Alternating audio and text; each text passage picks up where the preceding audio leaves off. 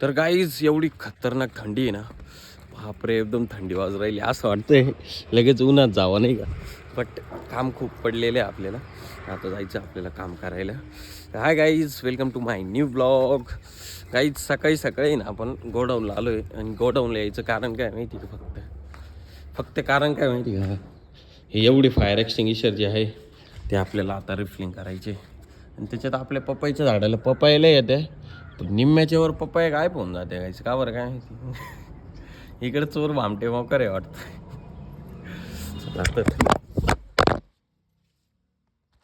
काहीच मोबाईल पण पडला आपला, लय जोरात लागलं थंडीचं मला. जाऊ द्या, चला काम करतो मी आता. काहीच आपले ना सगळे फायर एक्सटिंग्विशर रिफिलिंग झाले, बट आपल्याला 3 फायर एक्सटिंग्विशर त्यांनी नाही डोक्याला ताण दिले. हा एक, त्यानंतर हे दोन्ही. आवाज येतोय का तुम्हाला? हे बघा, येतोय का आवाज? 3 टाईम लिकेज झाले आणि 3 टाईम परत भरले तरी लिकेज झालेले. तर आता लास्ट टाईम बघू परत एकदा करून. बट आत्ता नाही, आता आपल्याला जायचं अंबडला, कारण एका कंपनीचे फायर एक्सटिंग्विशर उचलायचे अर्जंटमध्ये फोन आला होता. आणि त्यानंतर SNGT वरून मटेरियल पण उचलायचं आपल्याला. तर चला गाईज जाऊ घरी, आंघोळ वगैरे करून निघू लगेच पाठी. गाईज आता आपण आहे ना SNGTला आलो होतो. हे बघा, हा विल्लोळीचा रस्ता आहे आणि हा ब्रिज. कसल्या गाड्या चालल्या आहेत आणि केव्हा दिसलं का. तर आता आपण आहे ना इथं विल्लोळीला SNGTवरून काही मटेरियल घेतलेलं आहे. आता ते घेऊन आपल्याला जायचं आपल्या गोडाऊनला. बापरे काही खरं नाही. घरी जाऊन आंघोळ बिंगोळ करून परत आलो ना. आता थोड्या वेळाने गाईज आपल्याला ॲक्च्युली परत जायचं आहे. त्याचं कारण असं आहे, जायचं म्हणजे कुठं जायचं आहे, गोडाऊनला जायचं आहे. कारण आपल्याला फायर एक्सटिंग्विशर रिफिलिंग करायचे आहे. आता एका कंपनीमधून फायर एक्सटिंग्विशर घ्यायचे आहे आणि त्यानंतर मग आपल्याला जायचं आहे.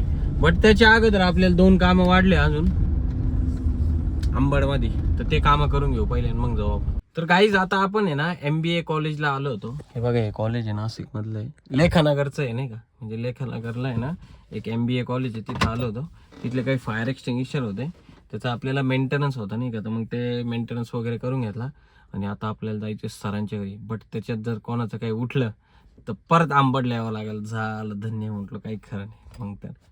कारण गोडाऊनला जाऊन आपल्याला लय कामं पडलेले. तर चला गाईज निघू आता आपण आपल्या प्रवासाला, म्हणजे सरांच्या घरी जायचंय चेक देण्यासाठी. सरांच्या घरी जायच्या अगोदर आहे ना आता आपल्याला एका ठिकाणी जायचंय, म्हणजे आपला करण भाऊ जो आहे, म्हणजे करण कांबळे, त्याच्याकडे जायचं. आता आपण अशोका मार्गला आहे बघा, बघू शकते तुम्ही.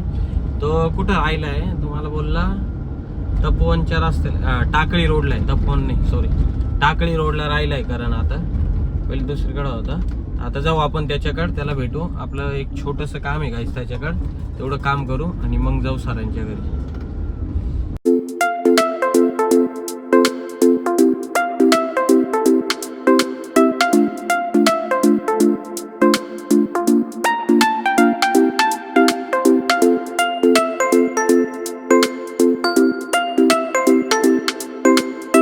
गाईस एकदम खतरनाक जेवण केलंय तुमच्या भावाने. आता मस्त घरी जेवण केल्यानंतर मस्त चहा आणि त्यानंतर काय खाल्लं आपण, बटर खाल्ले.